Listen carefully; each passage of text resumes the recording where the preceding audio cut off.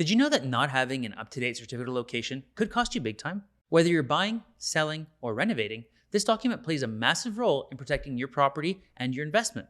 But what is it exactly, and why is it so crucial?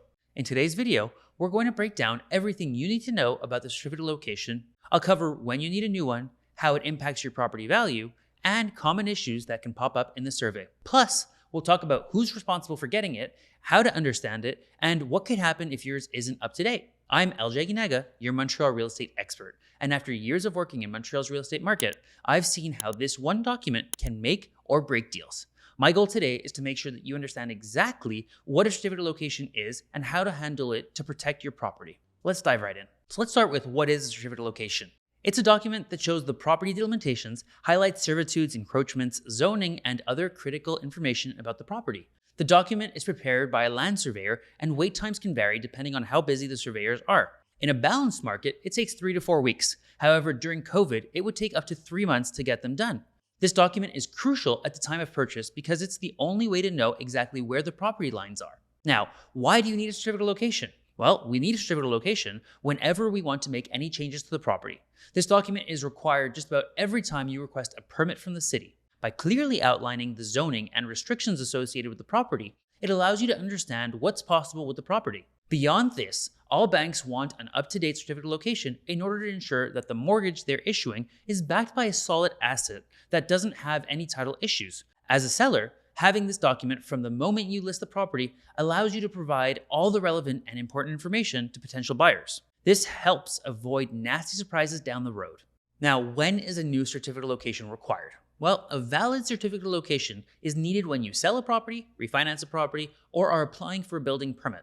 Unless you're doing one of these 3 things, you do not need an up-to-date certificate. When I say up-to-date, I mean one that is less than 10 years old and shows the property in its current state. This means that if you added or removed a pool, a shed, a deck, effectively anything that you could see if you were to take a photo from a bird's eye view, then you need a new certificate of location to show the property in its current state. If you replace the deck but didn't change the dimensions of it, and the certificate that you have is less than 10 years old, then it should still be valid.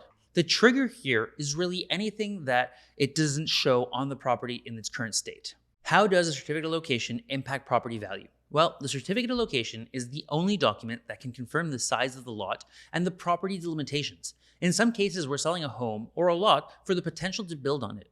In these cases, having a certificate will allow buyers to do the appropriate due diligence at the city in order to find out if their construction plans will be approved. Additionally, without the certificate, we'd have no way of knowing where the lot begins and where it ends. We also can't simply rely on fences to assume the property line. You'd be surprised how often they're not installed on the true property lines, not to mention properties that aren't fenced. With this in mind, you can understand how the certificate of location could make or break certain transactions. Are there any differences in certificates for homes, plexes, and condos?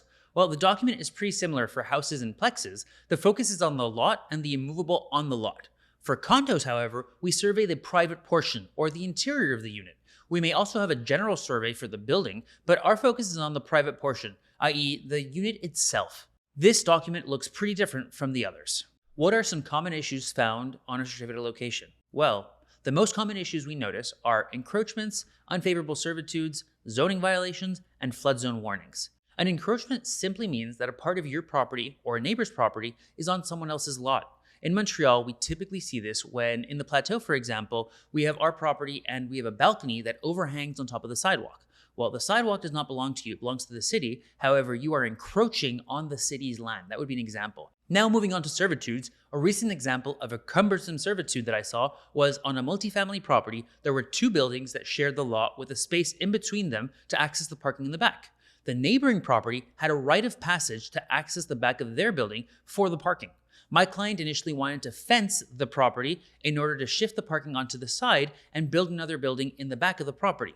Due to the servitude that the neighbor had, we weren't able to fence the lot and thus couldn't move forward with the project. Zoning violations can have to do with the setback requirements from the city. This might mean that a pool was built too close to the property line or that an illegal carport was added to the property. In terms of the flood zones, we can see whether the 50-year or 100-year flood lines are on the lot and where they pass. These lines are really just meant to tell us how often there's a risk of flooding happening. And what I mean by this is that every 100 years, you can expect a flood on a certain line. So if that's passing through the actual property or just on the lot, this can have a very large impact on what you can do with the property and how safe it's going to be. Common question I receive is who is responsible for obtaining and paying for the certificate? Now, the seller is required to provide the buyer with a certificate of location that reflects the current physical state of the premises. This includes heat pumps and AC placement, terraces, fences, sheds, swimming pools, etc. It needs to reflect the restrictions of private law. This would be the servitudes, real rights, or other charges, and something that reflects the restrictions of public law, like municipal bylaws. What happens if you don't have an updated certificate of location?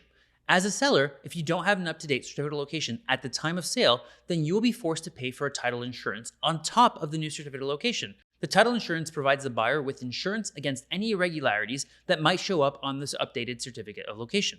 This typically costs the seller about $100 for every $100,000 of sale price. So if you sold your property for $700,000, it would cost about $700 to get this additional insurance. In a more extreme case, you won't be able to sell the property because the buyers can't complete their due diligence without it if we are looking to purchase it for a rebuild, a lot, a construction, something of that nature. Where and how do you request a new certificate of location?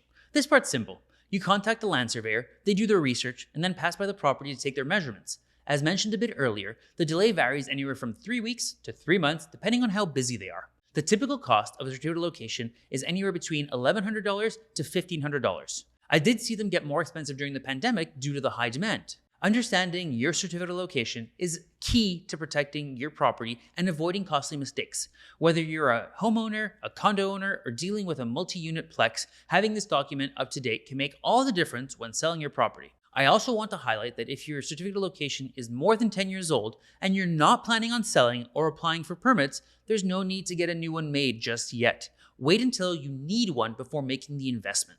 If you found this video helpful, make sure to give it a thumbs up and share your experiences or questions in the comments down below. I'd love to know if you've run into issues with your certificate of location before. Don't forget to hit subscribe to stay on top of more real estate tips and advice, especially if you're in the Montreal market. And if you're wondering where to get a new certificate or need more guidance on understanding yours, book a call with me. You can find the link in the description down below. Thanks for watching and see you next week.